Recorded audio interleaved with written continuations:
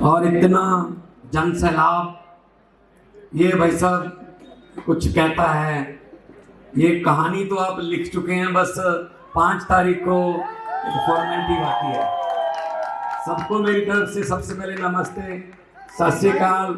इनकलाब इनकलाब बोले सोनिहाल। तो मेरे से पहले बड़े भाई और मेरे परम मित्र मनीष सिसोदिया जी बहुत डिटेल में आपको बता के गए कि अपने वोट का सही इस्तेमाल करना कैसे सही रहे। क्योंकि जो आज मैं दिल्ली में घूम रहा हूं, मैं पहले भी, इससे पहले मैं एक दिन में बुराड़ी गया, बवाना गया, नरेला गया, रिठाला गया, तिलक नगर गया, हरिनगर गया, उसके बाद आज विश्वास नगर में था, अभी इलेक्शन कमीशन के यहाँ गया था, दिल्ली की कुछ समस्याएं थी पानी की। मैं शहादरा गया, करोल बाग गया, मैं गली गली में घूम चुका हूं। और लोगों का इस बार एक ही कहना है कि भगवान जी बस आप बेफिक्र हो जाइए, हमारे लिए तो हमारा छोटा भाई भी है, छोटा बेटा भी है, कोई कहता हमारा बड़ा भाई है, कोई कहता बेटे की समान है, वो है अरविंद केजरीवाल, आप बेफिक्र हो जाइए। उनको किसी ने बता दिया जी प्राइवेट स्कूलों में एडमिशन नहीं हो रही, सरकारी स्कूलों में बच्चे प्राइवेट स्कूलों से निकाल कर सरकारी स्कूलों में भर्ती करवाए जा रहे हैं, और सरकारी स्कूलों के बच्चे आईआईटी की, आईआईएम की, जेईई की परीक्षा पास कर रहे हैं। तो सर प्राइवेट स्कूल वालों से हमने जो ये कर रखा था काम, वो मना कर रहे हैं। अब वो कह रहे हैं हमारे कस्टमर कम हो गए। तो साहब ने पूछा किसने किया ये काम? बोले जी मनीष सिसोदिया ने। चलो उठा के जेल में फेंक दो। जेल में फेंक दिया। फिर एक दिन डॉक्टर साहब के पास कोई गया कि सर सरकारी अस्पतालों में बहुत अच्छा इलाज होने लगा है, फ्री इलाज होने लगा है। जो शीशे वाले हमने कमीशन पर बनवाए थे, बड़े बड़े अस्पताल जो जाते ही कहते हैं बहुत टाइम पे पहुंच गए, 5 लाख जमा करवा दो, बस सीधा सर्जरी करनी है, वो सर आनाकानी कर रहे हैं अब पेमेंट से। तो साहब ने पूछा किसने करवाया? बोले सतिंदर जैन ने। उठा के अंदर फेंक दो। सतिंदर जैन को अंदर कर दिया। ओ मेरे पास। फिर कहे जी राज्यसभा में हमारे खिलाफ बहुत बोलता है, पूरा देश उनको सुनता है, कौन है? संजय सिंह। उठा के अंदर फेंक दो। फिर बोले जी ये सबको डायरेक्शन कौन देता है? अरविंद केजरीवाल। उसकी नीयत साफ है, वो सारे कामों के लिए इनको कहता है कि कर दो काम, कर दो काम। तो उठा के अंदर फेंक दो। भाई साहब सारे नेता हमारे उठा के अंदर फेंक दिए। तो इनको ये लगता था जब ये अंदर जाएंगे पार्टी टूट जाएगी और पार्टी के कार्यकर्ता जो हैं वो डिमोरलाइज हो जाएंगे। लेकिन मैं आप सबको इस बात के लिए धन्यवाद देना चाहता हूं कि उस संकट के समय आप लोगों ने जो जोश दिखाया और जो एकता दिखाई, और उनको यकीन नहीं हो पा रहा कि आज ये दिल्ली में आम आदमी पार्टी की टीम आज पहले से भी ज्यादा इकट्ठ हो रहे हैं, पहले से भी ज्यादा बड़ी सभाएं हो रही हैं। 2 पत्ते नहीं जो शाख से टूटकर गिर जाएंगे, आंधियों को कह दो अपनी औकात में रहें। ये समझते थे ऐसे दबा लेंगे इनको। हम किसी और मिट्टी के बने हुए हैं भाई साहब, हम किसी और मिट्टी के बने हुए हैं। तो इसलिए आपके पास आया हूं चल के कि 5 तारीख को तीसरे नंबर पर बटन है, मशीन में तीसरे नंबर पर बटन है, लेकिन नतीजे में पहले नंबर पे आना है। ये याद रख लेना बस।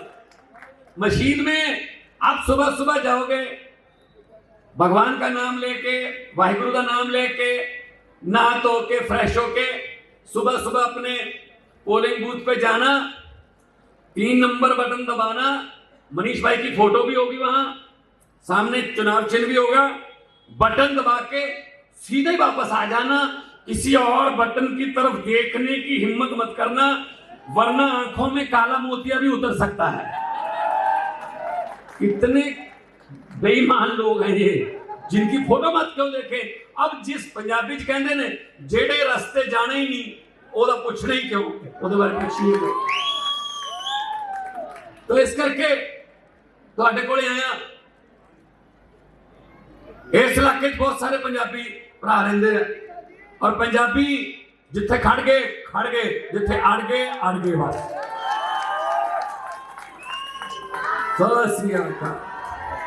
सानू साडे गुरुआं ने, सानू साडे शहीदां ने सच्चाई के रास्ते ते चलण दी प्रेरणा दी है। सानू साडे गुरुआं ने दसां नाहां दी किरत करके नाम जपण दी ते वंड छकण दी सानू प्रेरणा दी हुई है। असीं उस मिट्टी दे। सो वीरो, पंजाब दे विच आम आदमी पार्टी सरकार बनी 2015 च तुसीं इत्थे जाग लाया। ਉਹ ਸਿਆਣੇ ਕਹਿੰਦੇ ਆ ਕਿ ਦਹੀਂ ਜਿੰਨਾ ਮਰਜ਼ੀ ਜਮਾਉਣਾ ਹੋਵੇ ਜਾਗ ਦਾ ਤਾਂ ਇੱਕ ਚਮਚਾ ਚਾਹੀਦਾ ਹੁੰਦਾ। ਤੋ 83 ਦਿੱਲੀ ਤੋਂ ਇੱਕ ਚਮਚਾ ਜਾਗ ਦਾ ਲੈ ਲਿਆ, ਅਸੀਂ ਪੰਜਾਬ 'ਚ ਦਹੀਂ ਜਮਾ ਲਿਆ 2022 'ਚ। ईमानदारी का दही उत्थे भी जम गया। और थोड़े दोस्त मित्र रिश्तेदारियां पंजाब च होणगियां, फोन करके पूछ लो 90% घरां नूं पंजाब दे विच बिजली दा बिल जीरो आउंदा है ते 50,000 मुंडे कुड़ियां नूं नौकरियां दे के आ तुहाडे सामने खड़ा। 1 रुपया भी किसी दा रिश्वत दा लग्या होवे जां कोई सिफारिश लाउणी पवे तां फोन करके पूछ के लांभा दे दिओ कि जी 1 रुपया लग गया सी। तो जो नीयत साफ होवे सब कुछ हो सकता है। अरविंद केजरीवाल ऐसा बंदा है जिसकी नीयत साफ है। हम सब चाहते तो पैसे कमा सकते थे अपने प्रोफेशन से। हम राजनीति को धंधा बनाने नहीं आए, राजनीति को हम प्रोफेशन बनाने नहीं आए। क्योंकि अरविंद केजरीवाल IRS अफसर, इनकम टैक्स के कमिश्नर, उनकी पत्नी IRS अफसर, इनकम टैक्स की कमिश्नर, दोनों मियां बीवी। मनीष सिसोदिया जी बड़े पत्रकारों में नाम, बड़े पत्रकारों में उनका नाम था। मैं, आप मुझे जानते हो बहुत देर से, पहले पंजाबी में फिर लफ्टर चैलेंज के जरिए। मैं बहुत बड़ा कलाकार था, मुझे क्या कोई कमी थी? मैं कौन सा फेल कलाकार था कि उधर फेल हो गया इधर आ गया? कोई कमी नहीं थी। पैसे कमाने होते तो अपने अपने प्रोफेशन से कमा लेते, लेकिन देश लुटता नहीं देख सकते थे हम। हमारे सामने देश लुट रहा था, इसीलिए हमें आना पड़ा। फिर इनको पेट में दर्द हुआ कि ये क्यों आ गए? ये आम घरों के बेटे बेटियां मंत्री बन गए, मुख्यमंत्री बन गए, डिप्टी CM बन गए। यहां तो हमारे बेटे बेटियां बैठते हैं, इन कुर्सियों पर ये क्यों आ गए? फिर इन्होंने गालियां देनी शुरू की हमें। ये बहुत केजरीवाल तो पता नहीं क्या क्या गालियां उनको देते हैं। वो सुबह उठ के गालियां देनी शुरू करते हैं। उनके पास गाली गलौच है, हमारे पास अस्पताल स्कूल है। हम लड़ाई की बात नहीं करते, हम पढ़ाई की बात करते हैं। देश के क्रांतिकारी शिक्षा मंत्री के तौर पे काम किया। हमने इनकी टीम यहां से लेके गए, हम पंजाब में इनको स्कूल दिखाए। तो इन्होंने कहा ये तो दिल्ली से थोड़ा आसान ही काम है, दिल्ली में जगह की कमी है, दिल्ली में स्कूल ऐसे हैं, पंजाब में स्कूल ऐसे हैं, हमारे पास जगह बहुत है। तो हमने ग्राउंड बना दिए, स्विमिंग पूल बना दिए, हमने स्कूल ऑफ एमिनेंस बना दिए। पहली बार हुआ है कि हमारे पंजाब के सरकारी स्कूलों से 158 बच्चों ने IIT का एग्जाम क्लियर किया है। टीचरों को हम फिनलैंड, सिंगापुर वहां लेके जाते हैं ट्रेनिंग के लिए, IIM अहमदाबाद ट्रेनिंग के लिए। और बच्चों को हम चंद्रयान 3 की लॉन्चिंग दिखवाने गए थे सरकारी बच्चों को। और फर्स्ट कौन आते हैं हमारे पंजाब में? चाहे वो बोर्ड के जितने भी एग्जाम है, 8वीं का, 10वीं का, 12वीं का, फर्स्ट आते हैं सरकारी स्कूलों के बच्चे, और उनमें ज्यादातर लड़कियां फर्स्ट आती हैं। ये जो नारे लगा रहे हो खुद लगा रहे हो, ये भड़ास है, 75 सालों की भड़ास निकल रही है। ये खुद ही लगा रहे हो नारे, दिल से लग रहे हैं। नारा दिल से जब लगता है ना तब मजा आता है। देखो आपको हम दिहाड़ी पे नहीं लेके आए, कोई लालच देके नहीं लेके आए, आप खुद आए हो। उधर देखो उनकी रैलियों में क्या होता है, उन्होंने दिहाड़ी पे लेके जाते हैं, 400 का वादा करके ले जाते हैं, और उन्होंने काम करना क्या होता है, ये देखना होता है 5-6 मिनट के बाद मोदी साहब सांस कहां लेते हैं, थोड़ा सा गैप आता है तो उनको उनका फर्ज ये होता है मोदी मोदी मोदी,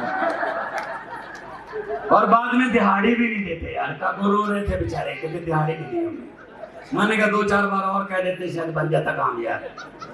तो फर्क होता है ये नारे लगने में और वो नारे लगने में फर्क है। पिछली बार 2020 में रामलीला मैदान में रैली की मोदी जी ने, तो मैं भी यही था, प्रचार कर रहा था मैं भी, तब मैं एमपी था। दिन में मैं पार्लियामेंट जाता था, शाम को आपके यहाँ, आपके भी यहाँ आया था, भोगल में भी आया था पिछली बार। तो हम टीवी पे बैठ के देख रहे थे, बहुत कट था, बहुत बड़ी रैली थी। तो जब नारे लगे तो नारे मैंने सुने, तो मैंने अरविंद जी को कहा, मैंने कहा अरविंद जी मुख्यमंत्री बनने की तैयारी कर लो, जीत जाएंगे आप मुख्यमंत्री बनोगे। कहते आपको कैसे पता चला? मैंने कहा जी नारे सुन के बताया मैंने आपको। कहते नारे तो यार, नारे तो ठीक लग रहे हैं, एक मिनट, नारे तो ठीक लग रहे हैं। मैंने कहा नारे ठीक लग रहे हैं, लेकिन नारे लगाने का अंदाज से पता चल जाता है कि कैसे आए। कहते कैसे? स्टेज से नारा लग रहा था हर हर मोदी, और लोग नारा लगा रहे थे हर हर मोदी। मैंने कहा सर हाथ ऊपर जा रहा है, गर्दन नीचे जा रही है, दिहाड़ी पे आए हैं, ये रिपोर्ट डालेंगे। वही वाली बात है।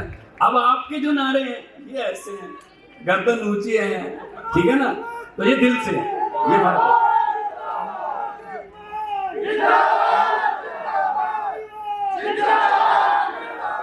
तो ये बात ये नहीं है कि हमें कोई शोहरत चाहिए या कुर्सी चाहिए। मुझसे पत्रकारों ने पूछा कि जिस कुर्सी पर आप पिछले 3 साल से बैठे हो मुख्यमंत्री, इस कुर्सी पर बैठकर बड़े बड़े उनके दिमाग खराब हो गए, आपका दिमाग क्यों नहीं खराब हुआ? मैंने कहा फर्क सिर्फ इतना है, पहले वाले कुर्सी पर बैठकर मशहूर होते थे, मैं मशहूर होकर कुर्सी पे बैठा हूं, ये फर्क है। सो हमें कुछ ये नहीं चाहिए। मैं पंजाबी दे विच एक तो चीज सुनाना, मेरे वर्गे कमले नूं, मेरे वर्गे पगले नूं किसी ने कहा, जिन्ना समा तू इधर लाया अपने काम कारती ला लेंदा, जिन्ना समा तू इधर लाया अपने काम कारती ला लेंदा, हुण तक तू मेरा मित्रा पैसे बहुत कमा लेंदा, पैसे नाल पोजीशन बनदी, कोई कारोबार चला लेंदा, धनिया दी सूची विच तू भी अपना नाम लिखवा लेंदा। अगे जवाब आया, गल तो तेरी ठीक है मित्रा, मैं पैसे बहुत कमा लेंदा, धनिया दी सूची विच मैं भी अपना नाम लिखवा लेंदा, पर रुखां नाल शामां मिटदियां ये समा सब नूं ढा लेंदा, किन्ने धनी हो तुर गए कौन किसे दा नाम लेंदा, कौन लिखदा फिर सच्ची गुरबाणी जे नानक हट्टी पा लेंदा। अगर गुरु नानक देव जी दुकान खोलकर बैठ जाते तो फिर उदासियां करके सच का होका कौन देता पूरी दुनिया में पैदल जाके? तो फिर अगर गुरु नानक देव जी दुकान पर बैठ जाते, पंजे से पहाड़ कौन रोकता, सज्जन ठग जैसों को कौन सुधारता, मलिक भागो और भाई लालो की रोटियों के बीच में से फर्क कौन निकालता, कौन सी हराम की कमाई है, कौन सी हक हलाल की कमाई है। हर बात पैसे के लिए नहीं होती भाई साहब। तो पत्रकारों ने मुझसे पूछा 2022 में कि आपने 2020 में दिल्ली में और 2022 में पंजाब में ये बीजेपी की आंधी को कैसे रोक दिया? मैंने कहा इसमें तो कोई रॉकेट साइंस नहीं है, कितनी बताई तो सी ना, जो पंजाब में रोक दिया आपने। पंजाब में पता हो कि बीजेपी की कितनी सीटें? 117 में से 2। चाहे तो स्कूटर पर बैठकर भी विधानसभा आ सकते हैं। तो बोले कैसे रोक दिया दिल्ली में और पंजाब में आपने बीजेपी की आंधी को कैसे रोक दिया? अभी भी पत्रकार खड़े हैं, उनको बता देता हूं, कोई रॉकेट साइंस नहीं है। मैंने पत्रकार से पूछा, मैंने कहा बीजेपी का चुनाव चिन्ह क्या है? बोले कमल का फूल। मैंने कहा आम आदमी पार्टी का चुनाव चिन्ह क्या है? बोले झाड़ू। मैंने कहा कमल का फूल कहाँ उगता है? बोला कीचड़ में। मैंने झाड़ू का क्या काम है? बोला कीचड़ की सफाई करना। मैंने कहा हमने झाड़ू से कीचड़ साफ कर दिया। पंजाब और दिल्ली में कमल उगे ही नहीं भाई साहब, आप सफाई कर दो। और हमारा तो चुनाव चिन्ह ही ऐसा है कि किसी को बताने की जरूरत नहीं, माए बहनों को तो बताने की बिल्कुल ही जरूरत नहीं। ये तो सुबह सुबह 5 बजे अंधेरे में भी ढूंढ लेती हैं घर पे, कहां। आप खुश मत होइए, जरूरत पड़े तो इस समय भी ढूंढ लेती हैं कहां पड़ा है, करता सफाई है वो। तो इस झाड़ू से पहले हम सिर्फ दुकान या मकान साफ करते थे, अब अरविंद केजरीवाल की अगुवाई में इस झाड़ू से पूरा हिंदुस्तान साफ किया जाएगा, पूरा हिंदुस्तान साफ करेंगे। तो आओ इकट्ठे होकर जंगपुरा की जंग को जीते, आओ इकट्ठे होकर हमारे वोट को खरीदने वालों को और हमें बिकाऊ समझने वालों को जवाब दे दे कि हम बिकाऊ नहीं है। हम तुम्हारी जैकेट से, हम तुम्हारे जो 1100 रुपये बांट रहे हैं, अब मेरे भी 32 दांत है, मेरी बात कई बार सही हो जाती है। मेरी माँ भी मुझे कहती रहती है, बेटा थोड़ा ध्यान से बोला कर, तेरी बातें सच्ची हो जाती हैं। मेरे मुंह से कल परसों निकल गया एक टीवी की इंटरव्यू में, मैंने कहा जो जूते बांट रहे हैं ना, यही जूते उनको पड़ेंगे। मैंने अब देखना। तो ये भाई साहब लोकतंत्र है, लोकतंत्र में लोग बड़े होते हैं, नेता बड़े नहीं होते। और लोग जब चाहें आदमी अर्श पर, और लोग जब चाहें आदमी फर्श पर। मैं ये कहने के लिए आपके पास आया हूं कि इनकी बातों में मत आना, ये बड़े बड़े वादे करते हैं। देखो पहले कहते थे अरविंद केजरीवाल फ्री की रेवड़ियां बांट रहा है, मोदी साहब कहते थे कि जी महिलाओं को बसों में फ्री कर दिया सफर, फ्री की रेवड़ी है। ये बिजली पानी मुफ्त कर दिया, फ्री की रेवड़ी है। ये स्कूलों में कोई फीस नहीं लगती, फ्री की रेवड़ी है। इलाज फ्री कर दिया, ये फ्री की रेवड़ी है। ये बुजुर्गों का इलाज करवा रहा है, जब बुजुर्गों को तीर्थ यात्रा पे लेके जा रहा है, फ्री की रेवड़ी है। जब इनको किसी ने बताया, वैसे आमतौर पे ये सुनते नहीं है किसी की, लेकिन कोई आ गया होगा बेचारा, किसी ने बताया सर केजरीवाल ने 2100 रुपया अनाउंस कर दिया और ये तो महिलाएं तो धड़ाधड़ रजिस्ट्रेशन करवा रही हैं क्योंकि केजरीवाल पर यकीन है कि वो 2100 देगा। वो ऐसे बात कहता नहीं है, हवा में नहीं छोड़ता। तो उन्होंने कहा फिर हम क्या करें, कहते फिर 2500 कर दो। तो 2500 कर दिया भाई साहब बीजेपी वालों ने। मुझे ये बता दीजिए या आप बीजेपी वालों से पूछ लीजिए कि जब अरविंद केजरीवाल करता है तो अरविंद केजरीवाल लोगों के टैक्स का पैसा लोगों को देता है तो कहते हो फ्री की रेवड़ी। ये 2500 वाला पापड़ कहां से लाए हुआ? 15 लाख आ गया, पहले 15 लाख आ गया, काला धन आ गया, 2 करोड़ नौकरी हर साल मिल गई।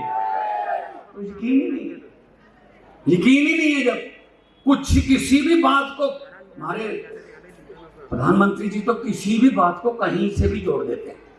मुझे एक टीवी इंटरव्यू में कहते हैं ये हमारा रैपिड फायर राउंड है, इसमें हम अभी आपको एक नेता का नाम लेंगे और अभी आपने उसके बारे में कुछ बोलना, चाहे शेर बोल दो चाहे कुछ भी बोल दो। चलो जी। कहते जी सुखबीर सिंह बादल, मैंने कहा जी पहाड़ों वाले स्कूलों में पढ़े हैं, पंजाब भी ना लिखनी आती है ना पढ़नी आती है, पंजाब का राजा बनना चाहते हैं, ये हो नहीं सकेगा। कहते जी कैप्टन अमरिंदर सिंह, मैंने कहा जी राजा लोग हैं, महलों में रहने वाले लोग हैं। जब मुगलों का राज था मुगलों के साथ थे, जब अंग्रेजों का राज था अंग्रेजों के साथ थे, जब कांग्रेस का राज था कांग्रेस के साथ थे, जब अकालियों का राज था तो अकाली दल के साथ थे, आजकल बीजेपी का राज है तो बीजेपी के साथ है। तो लोगों के साथ तो कभी हुए ही नहीं है। बोले अरविंद केजरीवाल, मैंने कहा जी भगत सिंह का शेर याद आता है कि इस कदर वाकिफ हो गई है मेरी कलम मेरे किरदार से, इस कदर वाकिफ हो गई है मेरी कलम मेरे किरदार से कि इश्क भी लिखना चाहता हूं तो इनकलाब लिखा जाता है। बोले जी अपना नरेंद्र मोदी, मैंने कहा जी किसी भी बात को किसी भी बात से कहीं से भी जोड़ तोड़ के बोल देते हैं, साथ में कहते हैं मैं गारंटी देता हूं, और कहते हैं मेरा पुराना नाता हर बात से कह देते हैं। कहते कैसे? मैंने कहा पिछले दिनों चंद्रयान की जो थी ना लॉन्चिंग, वहां पे प्रधानमंत्री जी गए और लाइव चल रहा था। मैंने कहा मैं नहीं देखूंगा भाई, देश का चंद्रयान जा रहा है, चांद की तरफ जा रहा है देश। तो वहां उन्होंने, प्रधानमंत्री ने भाषण दिया कि मेरा, वो इसरो वाले करते हैं ना, वो इसरो श्रीहरिकोटा से, तो उन्होंने कहा मेरा इसरो से बहुत पुराना नाता है। मैंने सोचा भगवंत मान, ये इसरो तो पढ़े लिखों का काम है, तो साइंसदानों का काम है, और साइंस वैसे भी साइंस का विषय 10वीं के बाद शुरू होता है, तो इनका क्या नाता इसरो से? मैंने कहा कैसे जोड़ेंगे ये नाता? कहते जब मैं पढ़ाई करता था स्कूल में, तीसरी चौथी कक्षा में पढ़ता था, तो पढ़ाई में मेरा हाथ तंग था। हर टीचर सबसे पहले आके क्लास में मुझे कहता था तू अब इसरो में बैठ, अब इसरो में, अब इसरो में, अब इसरो में। इसरो से मेरा पुराना नाता है। क्या करें भाई सर, देश के पल्ले पड़े, क्या करें अब, करें क्या? मुझे ये सोचा तो करें क्या भाई, सोचना पड़ेगा। कहते नाली के पानी की कैसे चाय बन सकती है? कहते बादलों में अगर जहाज उड़ा ले तो रडार काम नहीं करता। बताइए भाई साहब क्या क्या चल रहा है यार देश में। तो मैं, जब उन्होंने कहा, एक सबसे मुश्किल क्वेश्चन कर दिया कि भगवंत मान अपने बारे में मैं क्या बोलूं, मैंने कहा जी अगर मैं अपने बारे में बोलना चाहूं तो ये कहूंगा, जे मैं देखा अमला बल्ले तक कुछ नहीं मेरे पल्ले, जे मैं देखा अमला बल्ले ਤਾਂ ਕੁਛ ਨਹੀਂ ਮੇਰੇ ਪੱਲੇ, ਜੇ ਮੈਂ ਦੇਖਾਂ ਲੋਕਾਂ ਦੀ ਰਹਿਮਤ ਬੱਲੇ ਤਾਂ ਬੱਲੇ ਬੱਲੇ।